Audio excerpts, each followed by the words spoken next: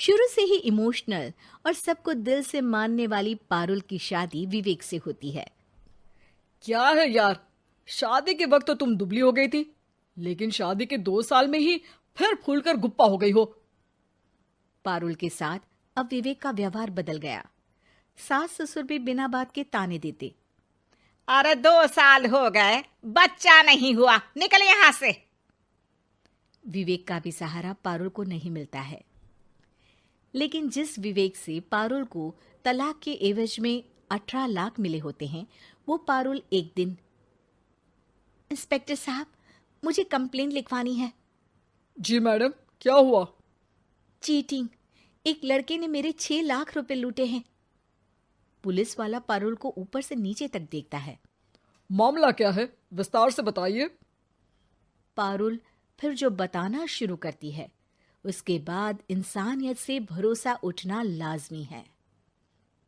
मेरे पति ने मुझे कभी अपनाया ही नहीं। शादी के 3 साल में ही मेरा तलाक हो गया। मैं नहीं चाहती थी कि मैं उनसे एक भी पैसा लूं, लेकिन वकील और मेरे माता पिता ने उनसे 18 लाख की रकम ली। फिर क्या हुआ? क्या वो पैसे उसने वापस ले लिए? नहीं नहीं, उन्होंने तो उसके बाद मुझसे कभी कांटेक्ट भी नहीं किया। फिर? किसी डेटिंग साइट से मुझे आनंद नाम का एक लड़का मिला। उसके साथ मुझे लगा कि मैं दोबारा जिंदगी बना सकती हूँ। वो मेरी केयर करता, मेरी छोटी बड़ी चीजों का ख्याल रखता और मेरा साथ देता। अच्छा, क्या उसने तुम्हें शादी करने का झांसा दिया था? हाँ, वो भी तलाकशुदा था। पहले तो उसने मुझसे कहा कि उसकी एक बेटी है, लेकिन फिर पता चला कि उसकी एक नहीं 2 बेटियां हैं। इतना ही नहीं, दिल्ली के एक आम इलाके में वो बीवी और बच्चियों के साथ ही रहता है। तो आपसे इमोशनली फ्रॉड कर उसने पैसे ऐंठे।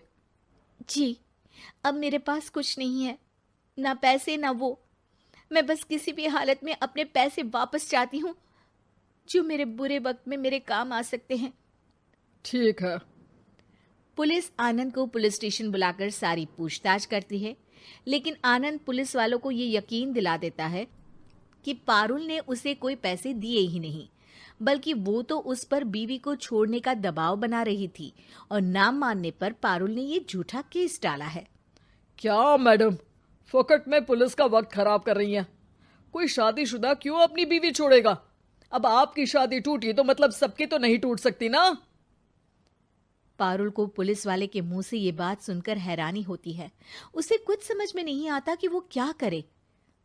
वो अपनी सहेली झनक, जो कि वकील थी, उससे कांटेक्ट करती है। झनक, मैं क्या करूं? मैं कैसे पुलिस को यकीन दिलाऊं कि आनंद ने मेरे साथ न सिर्फ शारीरिक और मानसिक चीट किया है, बल्कि आर्थिक तौर पर भी वो मुझे खाली कर गया है। अब वक्त झनक का था। देख पारुल, ऐसे तो किसी को भी बिना सोचे समझे पैसे नहीं देने चाहिए, लेकिन अब जब तूने ये कदम उठा ही लिया है, मुझे ये बता, तूने कब कब पैसे दिए और कितने? क्या कहीं कोई सबूत है? पारुल कुछ सोचती है। 3 बार तो बैंक में ट्रांसफर और 2 बार गूगल पे। क्या इन सब के रिकॉर्ड मिल जाएंगे? हाँ हाँ, क्यों नहीं, मैं बैंक से सब निकाल लाऊंगी। अगले दिन पारुल सारी स्टेटमेंट झनक के सामने रखती है और वो व्हाट्सएप की चैट भी दिखाती है, जिसमें कई बार आनंद ने ये बात कबूली थी कि वो उसके पूरे 6 लाख जल्द ही देगा। झनक अब पूरा केस लेकर पुलिस के पास जाती है और मामले को क्राइम एक्ट के तहत पूरे सबूत के साथ दर्ज करा आनंद की गिरफ्तारी की मांग करती है। पुलिस आनंद को लेने जैसे ही उसके घर जाता है, उसका सारा मामला बीवी और बच्चों के सामने खुल जाता है। पुलिस स्टेशन में पारुल को देखकर आनंद भड़क जाता है। ओह, तो बहुत होशियार बन रही हो तुम। ये झनक है ना तुम्हारी बचपन की सहेली? बताऊं सबको तुम्हारे बारे में?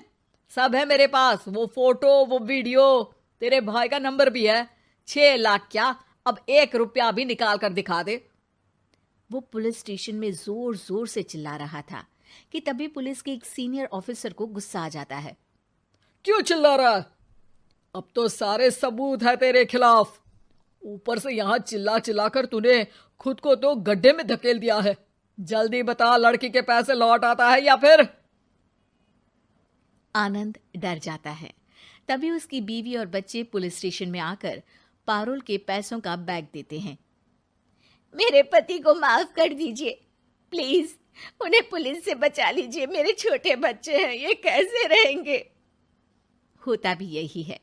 पारुल केस वापस ले लेती है, लेकिन उस सबक के साथ कि इमोशनल होकर किसी को भी अपना पैसा नहीं देना चाहिए। झूठ बोलकर रिश्ते कभी ना बनते हैं और ना ही निभते हैं।